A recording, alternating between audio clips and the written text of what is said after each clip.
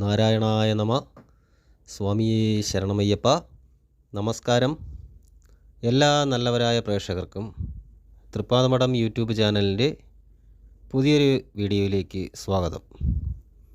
ഇന്ന് പറയുന്ന വിഷയം രോഹിണി നക്ഷത്ര ജനനം 1 മുതൽ 4 വരെയുള്ള പാദങ്ങളിൽ ജനിക്കുമ്പോൾ ആ നക്ഷത്രക്കാർക്ക് വരുന്ന സ്വഭാവ വിശേഷങ്ങളും അതിൻ്റെ ഫലങ്ങളും ഏത് രീതിയിലാണെന്നുള്ളതാണ് പറയുന്നത്. രോഹിണി നക്ഷത്ര ജാതകർ പൊതുവെ ആകൃതിയിൽ സൗഭാഗ്യമുള്ളവരും പലരുടെയും ഇടയ്ക്ക് ആൾക്കാരുടെയൊക്കെ ഇടയ്ക്ക് ആകർഷണീയതയും ഉള്ളവരായിരിക്കും എന്നുള്ളതാണ്. കൂടാതെ തന്നെ ഏത് പ്രവർത്തികളും ആത്മാർത്ഥമായും സമർത്ഥമായും മനസ്സിരുത്തി ചെയ്യും എന്നത് മറ്റൊരു പ്രത്യേകത കൂടിയാണ്. നേരത്തെ രോഹിണി നക്ഷത്രത്തിൻ്റെ വീഡിയോയിലൊക്കെ പറഞ്ഞിട്ടുള്ളതുപോലെ രോഹിണി നക്ഷത്രാധിപൻ ചന്ദ്രൻ ആയതിനാലും രാശിയാധിപൻ ശുക്രനായതിനാലും യുഗ്മരാശിയിൽ ജനിക്കുന്നതുകൊണ്ടും ഈ നക്ഷത്രക്കാർ സ്ത്രീ ഗുണങ്ങളും സ്ത്രീ സ്വഭാവ സവിശേഷതകളും മുന്നിട്ട് നിൽക്കുന്നവരാണ്. ദൃഢനിശ്ചയത്തോടും ആത്മവിശ്വാസത്തോടും കൂടി പരാജയം സംഭവിച്ച പ്രവർത്തനങ്ങളിൽ പോലും വീണ്ടും വീണ്ടും ഏർപ്പെട്ട് വിജയം നേടാൻ വേണ്ടിയിട്ടുള്ള പ്രവർത്തനങ്ങൾ അല്ലെങ്കിൽ അതിനുവേണ്ടി പ്രയത്നിക്കുകയും ചെയ്യുന്നവരായിരിക്കും. കൂടുതൽ കാര്യങ്ങൾ പറയുന്നതിന് മുന്നേ ചാനൽ ആദ്യമായിട്ട് കാണുന്നവർ ചാനലൊന്ന് സബ്സ്ക്രൈബ് ചെയ്യുകയും തൊട്ടടുത്തുള്ള ബെൽ ബട്ടൺ എനേബിൾ ചെയ്യുകയും ചെയ്യുക.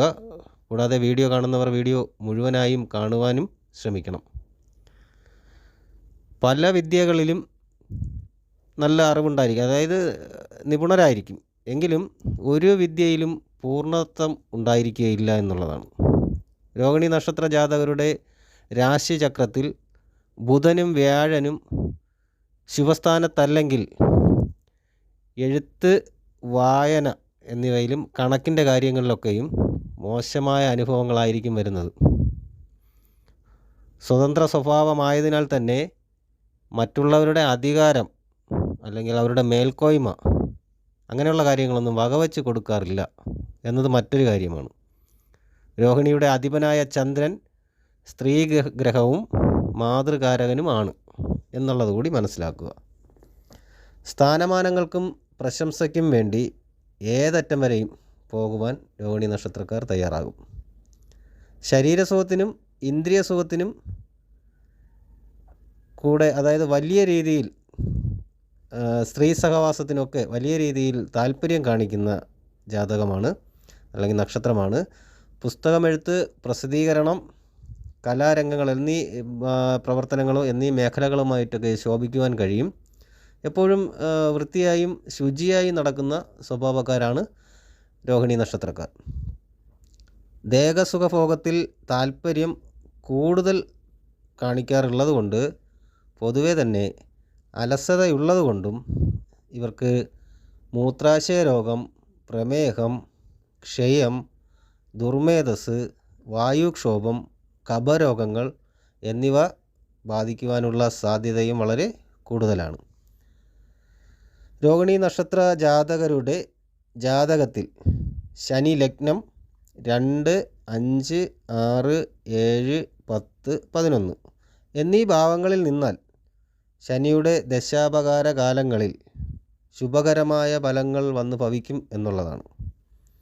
അതുപോലെ 5ാം ഭാവത്തിൻ്റെ അധിപനായ ബുധന് മൗഢ്യമില്ലാതെ ലഗ്നഭാവങ്ങളിലാണെങ്കിൽ ബുദ്ധിസാമർഥ്യം വളരെ മുന്നിട്ട് നിൽക്കുമെന്നും പറയുന്നു.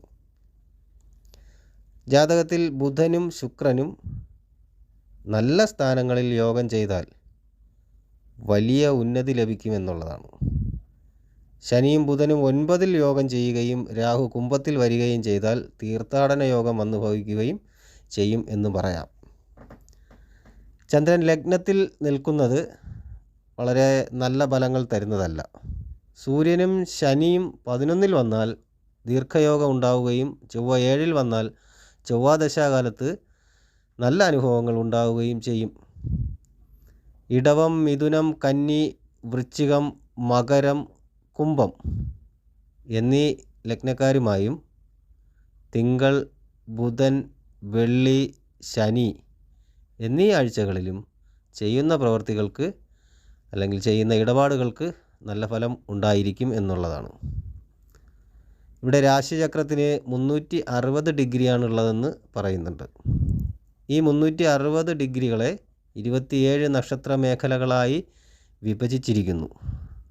അങ്ങനെ വിഭജിച്ചതിൽ 4ാമത്തെ നക്ഷത്ര മേഖലയാണ് രോഹിണി നക്ഷത്രം. 13 ഡിഗ്രി 20 മിനിറ്റ് തന്നെയാണ് രോഹിണി നക്ഷത്രത്തിൻ്റെയും പരിധി നിശ്ചയിച്ചിട്ടുള്ളത്.